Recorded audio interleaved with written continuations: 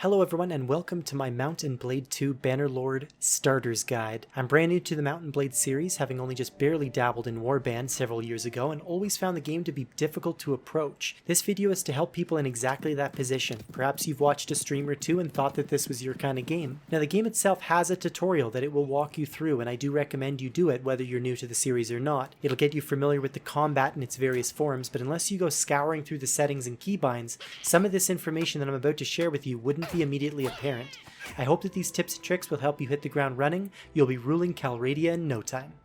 Alright, so after finishing the tutorial, the game is going to throw you onto the world map, where you'll be introduced to your task or quest tab. You start with two main tasks. One is to rebuild your clan, and the other is to meet 10 nobles of Calradia. This is where tip number 1 comes in, your new best friend, the N key. Pressing N will bring up the Encyclopedia Calradia, an absolute goldmine of valuable information. Your first stop on the path of knowledge is to familiarize yourself with the 8 kingdoms and their respective leaders. Clicking on a kingdom will show you who leads that kingdom, what clans are part of that kingdom currently, who they are at war with, as well as a ton of other important information. Now for the purposes of our nobles task, we're going to track down the 8 leaders of these kingdoms, as they will help us complete that task. When you click on the leader, it will indicate where they were last seen. Worth noting that this information updates every time you visit a settlement, which is why it might not have this information just yet. Think of it as you hearing whispers in the streets of the whereabouts of these people. Once you've determined where they were last seen, you can click on the name of that settlement, Kuyaz in this example, and click the track button in the top left corner. This will now highlight this settlement for you on the world map, so you can more easily find it in the future. I actually like having all the main settlements of the 8 kingdoms tracked, but if you find that that's too cluttered on the world map, you can always untrack them by clicking the dot next to the settlement name again. This brings us to tip number 2, visit every settlement you pass. There are several obvious reasons you might want to visit all settlements. They allow you to recruit troops, buy and sell items, join tournaments, recruit followers, and many other things. But there are a few things that happen when you visit settlements that the game isn't explicit about. One of those things we just mentioned, your encyclopedia is updated with people's whereabouts. But the other big one is it updates your trade rumors, which can be essential for making a quick buck in the early game. You can try this by traveling between 2 settlements, and when you arrive at the second settlement, scroll through various trade goods, and you'll notice as you hover over that item that you now see trade rumors, which are helpful in understanding where to buy and sell that item. Also, the color of the price of the item can sometimes show up in red or green. Red indicates that it's not favorable to buy that item from this particular settlement. Green indicates a favorable trade is possible if you buy it here and sell it somewhere else to turn a profit. I'll use this same clip to segue right into tip number 3. Use the trade lock feature. This will save you not only time but also countless headaches accidentally selling the wrong items. What you want to do is click on the small dot to the right of the trade item to lock it, so that when you use the double arrow sell all button next to your name,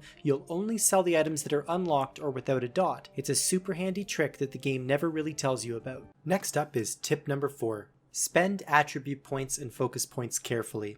Mount & Blade has a use-based leveling system. What that means is that as you use a skill, you gain levels in that skill. Pretty straightforward so far. Well, as you level up several skills, you level up your character as well. These grant you attribute points and focus points separately. How you spend these points is important in how often you level up these skills, which then leads to your character leveling up more, and it kind of snowballs from there. You spend focus points on skills you want to level up faster. This increases their learning rate. For example, I really like to travel and fight on horseback, so I want to spend focus points on riding to ensure I'm leveling that up efficiently. You spend attribute points on the row of skills you want to increase the learning rates of. For example, if I put a point in endurance, it will increase the learning rate of all 3 skills in that row, those being riding, athletics, and smithing. I might do a second video solely on the skills tab, as I think there might be a little too much to go over in a single tip. If that's something that interests you, please leave a comment below. And finally, tip number 5, farm looters. As you travel around the map, you will always be encountering looting parties of various sizes. Initially, you want to hunt smaller looting parties, maybe less than 5, as these will be great practice for managing your small band of merry men in combat. It also helps you gain skill points in the weapons of your choice as you familiarize yourself with the game. As your party grows, you can take on larger groups of looters, and eventually you can even use the auto battle feature to overcome them without even stepping foot on the field yourself. Looters are not a source of great loot, but what they lack in quality they make up in quantity. Even the tier 1 or tier 2 gear that you get off of them might be better than what you or your companions are wearing in the early game, and everything else you can vendor to the closest settlement to turn a quick buck. Eventually, you'll encounter 40 plus looting parties that are just a riot to fight, as they'll often be hurling rocks at you as your archers' arrows blot out the sun before their very eyes. An added bonus is you'll get decent renown from these larger battles, which helps your army grow.